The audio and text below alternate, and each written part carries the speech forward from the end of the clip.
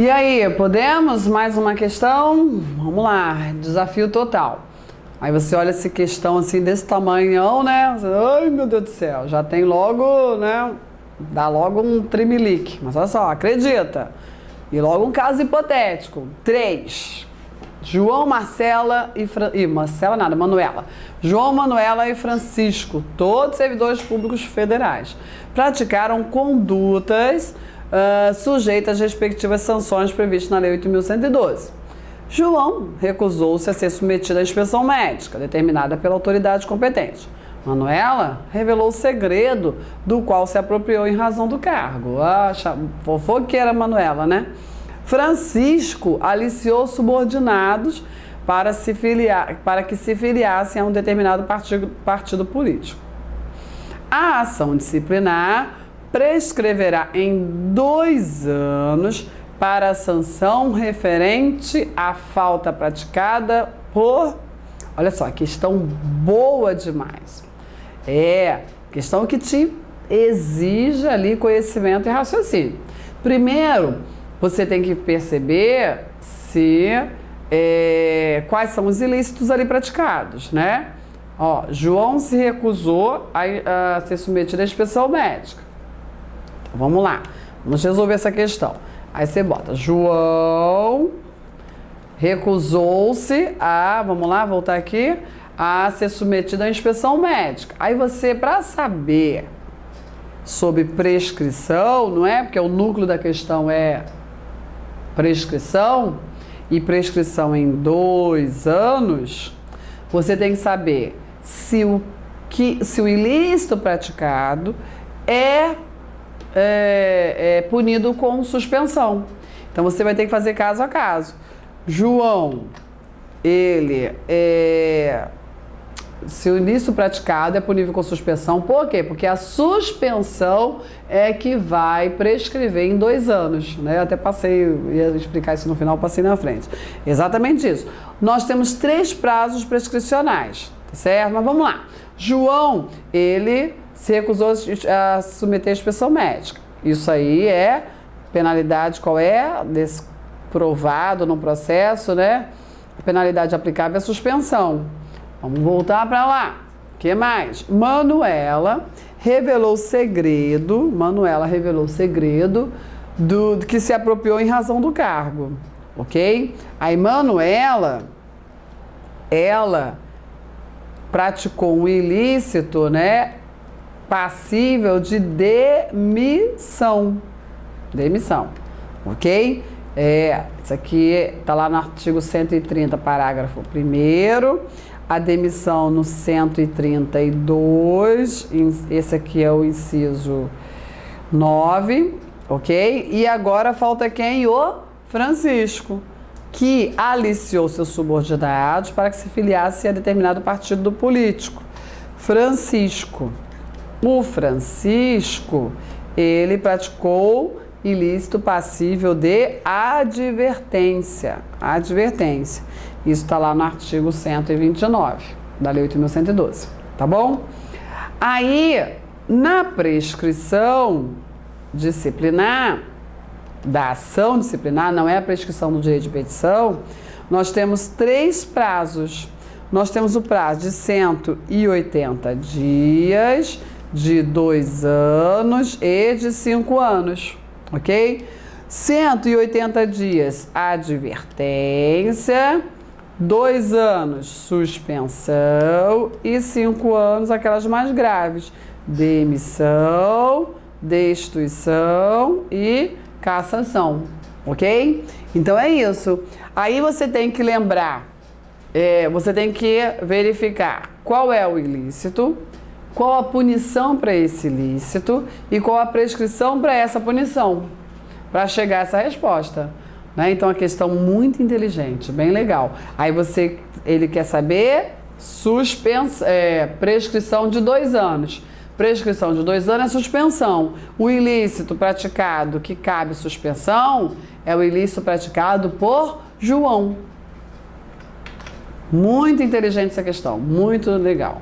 E aí, resposta, letra E. Exatamente. Olha lá o artigo 142 combinado com o artigo 130, parágrafo 1º, tá bom? 142 trata aí da prescrição da ação disciplinar. Prescrição da ação disciplinar.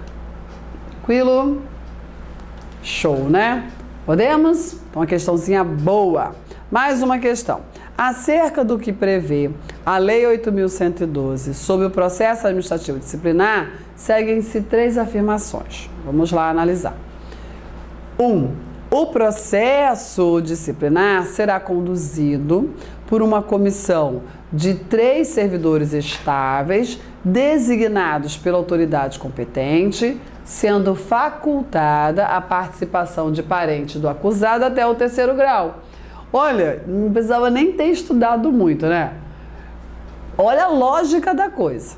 Parente do acusado pode fazer parte da comissão processante? Hã? Como assim? Você vê que isso não vai dar certo? Tem coisa, gente, que não pode errar, hein? Isso aqui é um tipo de questão que eu... Ai, Claudete, será que é 3º grau mesmo? Nem interessa o grau.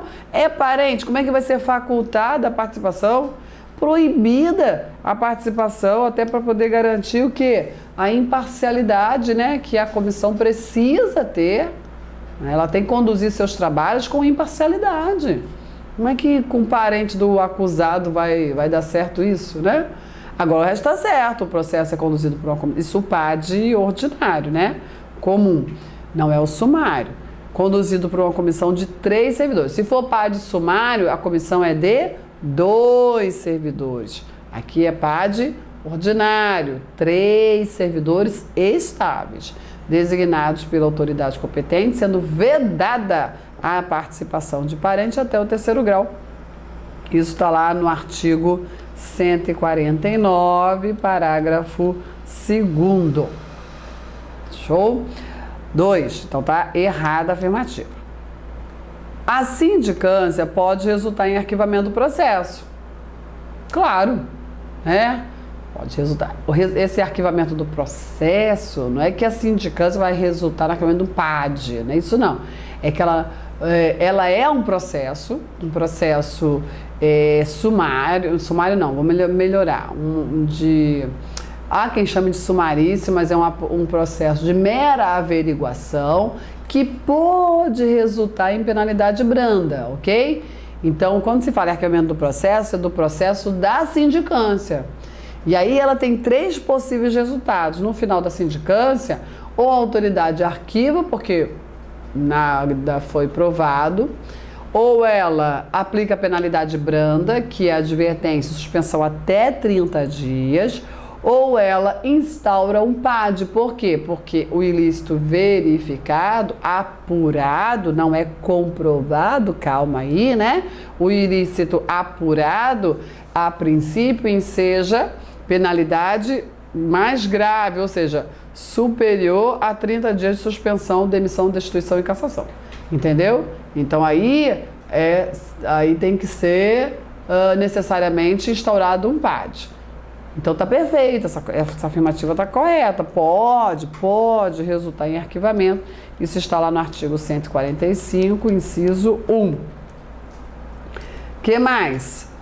Havendo mais de um indiciado e diversidade de sanções, o julgamento caberá à autoridade competente para a imposição da pena mais grave.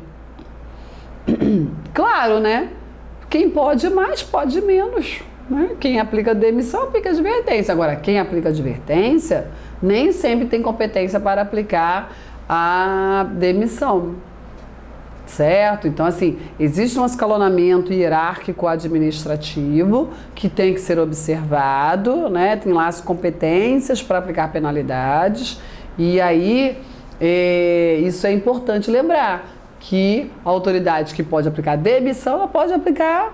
Aí tem um processo com 3 servidores acusados, só que um levou advertência, outro suspensão e outro demissão. Vai o processo, aí na estrutura hierárquica tem autoridade competente para cada ato. vai para o que tem competência para demissão, porque tem competência, ele vai aplicar as demais sanções, ok? Isso está lá no artigo 167, parágrafo 2º. 167, parágrafo 2º. E aí está correta a afirmativa. Estão correta a afirmativa 2 e 3. 2 e 3. Vamos lá, mais um caso hipotético. Essa parte, então, final, né? Regime disciplinar, gosta bastante o examinador de caso hipotético. Cristiano, servidor público federal, responde a processo disciplinar em razão de grave conduta cometida. Olha lá, responde a processo disciplinar em razão de grave conduta cometida. Após a tipificação da infração disciplinar, foi formulada a indiciação de Cristiano com a especificação dos fatos a ele imputados e as respectivas provas. O próximo passo será a sua citação para apresentar defesa escrita. Ocorre que Cristiano encontra-se em lugar incerto e não sabido, razão pela qual a sua citação dar-se-á por edital. Nos termos da Lei 8.112, o prazo para a defesa na hipótese narrada será de... Show! Pergunta legal também. Vamos lá. Questão maneira, né? Olha só. Prazo de defesa. Você tem que tomar cuidado. Na sindicância, nós não temos ali prazo de defesa especificado. Não. Já falei, né? A sindicância, o administrador conduz como ele bem entender, desde que seja observada a ampla defesa, ponto final. Agora, nós temos o PAD sumário, o ordinário, ok? O prazo de defesa no PAD sumário. Deixa eu anotar aqui para você. Vamos lá. Defesa. O prazo de defesa no PAD sumário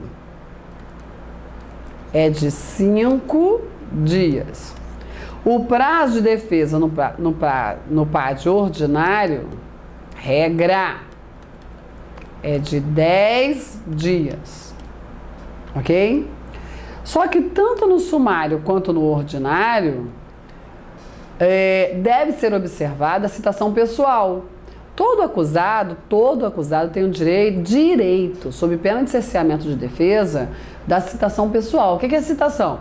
É a ciência formal da existência do processo, para que, se a pessoa quiser, venha responder. Se quiser, né? Ninguém é obrigado a se defender. Aí, só que, né, isso não é absoluto. Tem direito à citação pessoal? Tem. Mas aí foi procurado, procurou e ele não encontrou. E agora? Está indo no LINS. Sabia disso? Local incerto e não sabido. Aqui no Rio de Janeiro tem um bairro, né? Lins de Vasconcelos. A gente fala que está no Lins. Então vamos lá. Está no local incerto e não sabido, certo? E aí, e agora? O processo vai ficar parado? Não. Vamos optar nada, né? Não tem outro jeito. Vamos lá para chamar a citação presumida, a citação editalícia. Ok? Na presunção de quê? De que todo mundo toma o seu café da manhã lendo o diário oficial. Deveria ser, né? O meu é difícil contar nos dedos quantas pessoas fazem isso. Mas é uma presunção legal para dar continuidade ao processo. Aí, citação editalícia. Publica, né, 2 vezes no Diário Oficial da União e no jornal de grande circulação do último domicílio conhecido do réu. Tudo bem? Tá acompanhando? É a novela, né? Pois é. Aí, a última publicação, corre o prazo da defesa. Tanto faz se no sumário, se no ordinário. Se a citação é editalícia, o prazo de defesa é de 15 dias. Não importa se no procedimento sumário ou se no procedimento ordinário. Tá bom? Interessante isso. Vamos lá? 15 dias. Só tem 15 dias, né? a partir da última publicação do edital. Perfeito. Por que última? Cuidado com isso também, né? Porque eu já vi examinador colocando assim, 15 dias a contar da publicação do edital no Diário Oficial da União. Tá errado. Tá errado. Porque não são duas publicações? Olha uma pegadinha boa. Se fosse examinador, eu colocava essa. Não são duas publicações, né? Aí, se publicar por último no jornal de grande circulação do último domicílio conhecido do servidor acusado, é dali que conta, não é? Publicou no diário primeiro, né? E depois publicou no jornal. É do jornal que vai contar, a não ser que o do diário tenha sido a última publicação. É da última publicação do edital, são duas. Tá bom? Cuidado com essa pegadinha também, hein? Fique esperto. Artigo 163. Artigo 163 da Lei 8.112. Podemos? Um servidor vinculado à administração pública unicamente por cargo em comissão. Boa demais essa questão. Também, né? Tudo bem, eu sei. Peguei pesado, procurador do Estado. Mas é show essa questão. Vamos lá. Um servidor vinculado à administração pública unicamente, grifa, unicamente por cargo em comissão, cometeu infração administrativa e após o regular processo administrativo disciplinar, a autoridade julgadora, concordando com o relatório final da comissão processante, entendeu que a falta se enquadrava nas hipóteses de suspensão, ok? Nesse caso, nos termos da Lei 8.112, a penalidade a ser aplicada ao servidor será de exoneração. Exoneração não vai ser nunca. Exoneração pode ser punição? Nunca vi. Nem em estatutos antigões, assim, né? Que eu já dei aula de estatutos muito antigos, muito. Eu acho que o mais antigo era o estatuto de 1900 ou era 62 ou era 72. 62, salvo engano. Então, assim, tem uns estatutos antigões. Não tem, nunca vi exoneração com penalidade, ok? Às vezes acontece confusão na destituição, às vezes acontece confusão na dispensa, mas exoneração não é punição.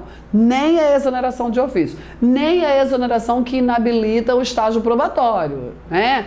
Mesmo com ampla defesa, não é porque tem ampla defesa é que é penalidade não, hein? Tem ampla defesa por quê? Por exemplo, é a do estágio probatório, exoneração de ofício por inabilitação no estágio probatório, porque está dizendo que a criatura não consegue exercer as atribuições do cargo. Ele praticou ilícito? Não, mas está dizendo que eu não consigo trabalhar, é isso? Por quê? Eu tenho direito à defesa, né? Eu cheguei aqui para o concurso público, impessoalidade, eu preciso ter impessoalidade para sair, entendeu?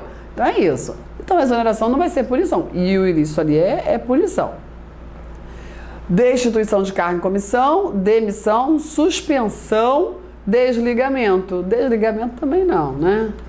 Aí, muita gente boa, né? Assim, mas esse examinador aqui tá maluco, ele já deu a resposta.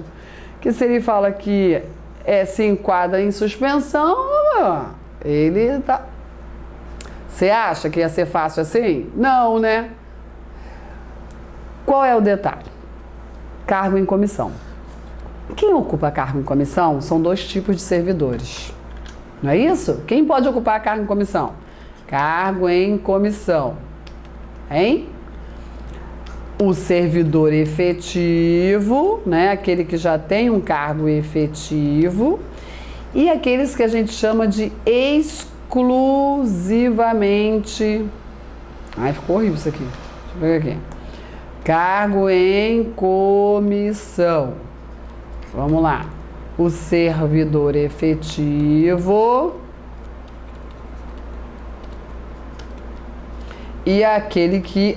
A legislação, a própria Constituição denomina exclusivamente comissionado.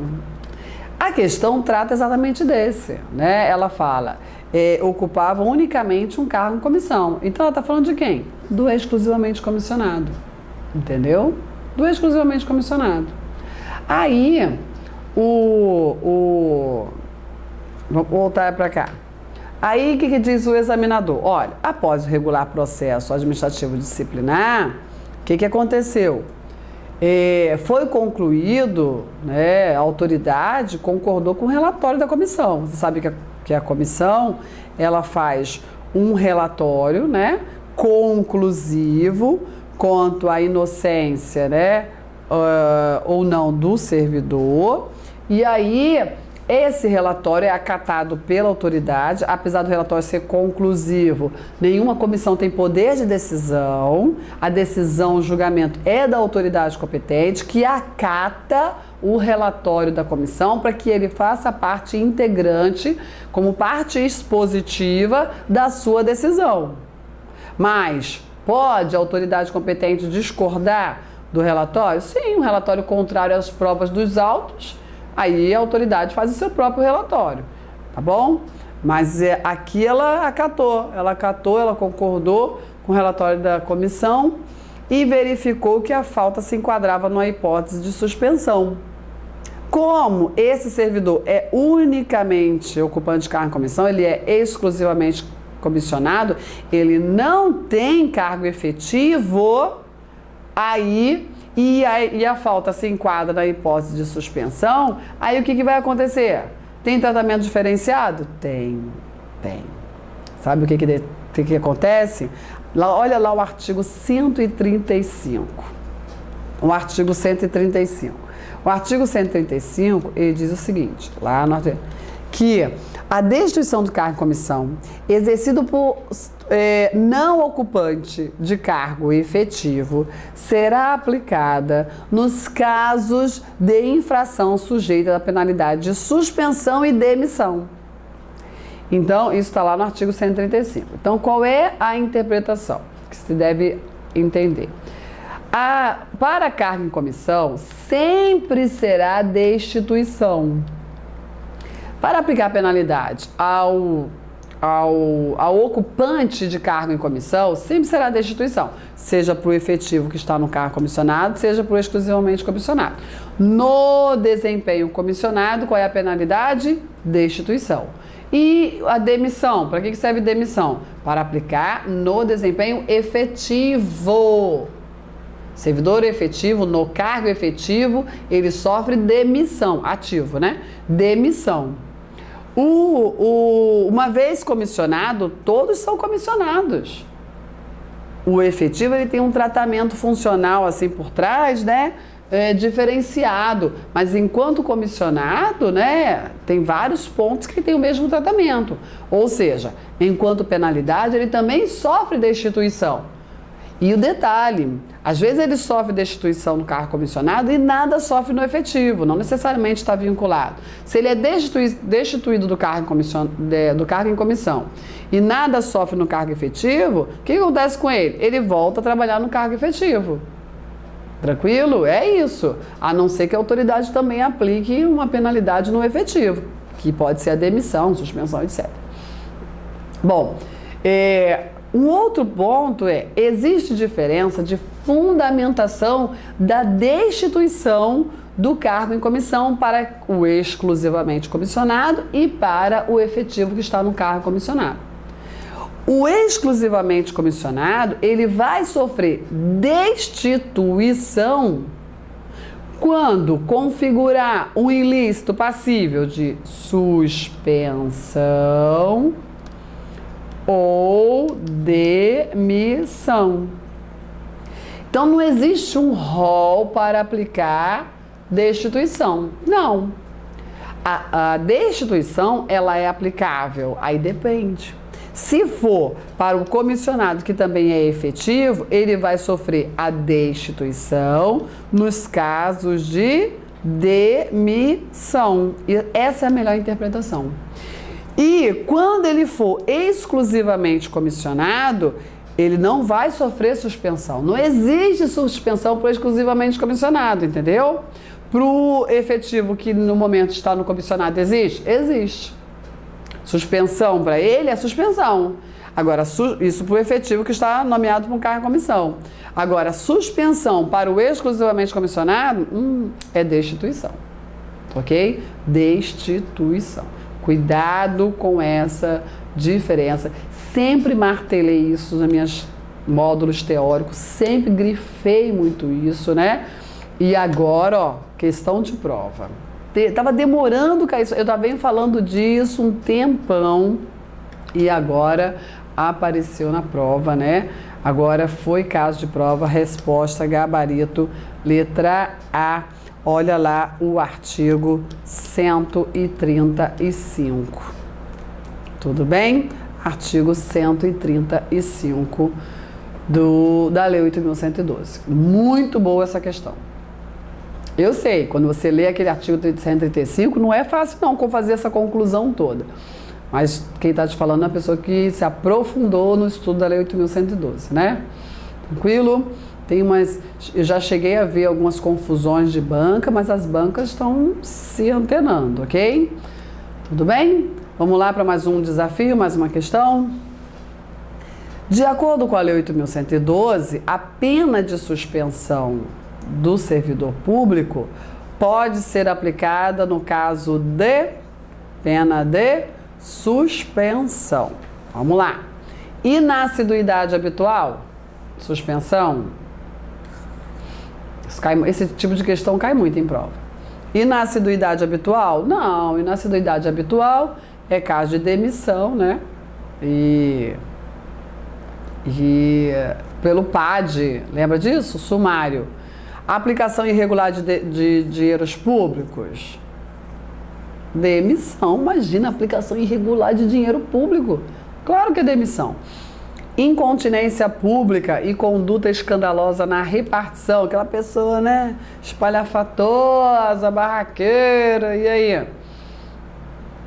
Qual é a penalidade para ela? Tá fazendo escândalo, hein? Olha só, a pessoa é imagem da administração pública, sabia? Todos, eu sou, você vai ser, imagem da administração pública. Precisa zelar por essa imagem. Como é que fica a imagem da administração com essa conduta, incontinência? O que é uma pessoa incontinente? Uma pessoa descontrolada, sem noção, né? Ok? E aí, conduta escandalosa, ainda pior, na repartição. Demissão, exatamente, é caso de demissão. 132. Injustificada recusa do servidor de ser submetido à inspeção médica determinada pela autoridade competente. Isso aqui está caindo tanto em prova, né? Como isso está caindo em prova? É aquela suspensão até 15 dias que vai cessar quando o servidor resolver cumprir. Uma vez um aluno perguntou, mas Claudete, e se o servidor teimoso, turrão, não for submeter à inspeção médica? Passar de 15 dias. Pois é. O legislador, ele nunca achou que isso fosse acontecer. Que servidor duro vai ficar sem dinheiro, porque suspensão disciplinar quer dizer que não vai receber, né? Então, o legislador falou assim, quando der o segundo dia, o servidor vai correndo fazer essa inspeção, porque ele vai ficar sem dinheiro. Não é? Então, assim, não vão te perguntar isso, porque essa resposta não existe. Tá bom? Eu entendo que vai até para uma desobediência de ordem superior. Passou de 15 dias, você vai para outro lugar, né? Que mais? Acumulação ilegal de cargos, empregos ou funções públicas ou coagir, aliciar subordinados sem se filiarem à associação profissional ou sindical ou a partido político. Tem aí advertência, acumulação ilegal é demissão, né? Então, suspensão realmente é a letra D. A injustificada recusa de submeter à inspeção, artigo 130. Ok? Suspensão. Em regra, a suspensão é até 90 dias, mas essa aqui específica é até 15 dias. Na hora que ele obedecer ao comando, aí acabou os efeitos da suspensão. A outra até 90 dias, esse até é para o o administrador, melhor dizendo, a autoridade competente, né? O superior hierárquico a aplicar e decidir. Aí cabe à autoridade decidir. Essa de até 15 dias não é a autoridade que decide, quem decide é o próprio, quer dizer, não decide, né? É até quando o servidor suporta, né? Aí o prazo é o servidor que vai determinar isso. Tá bom? Ok? Então, resposta à letra D de dado. Tá tranquilo? Vou parar por aqui. Espero que você esteja entendendo a matéria, revisando, que já não. Que eu esteja aí complementando aquilo que faltava para você gabaritar todas as questões de Lei 8.112, regime disciplinar. Perfeito? Até o próximo bloco. Sai daí não. Vai lá, procura o próximo vídeo. Tchau, tchau.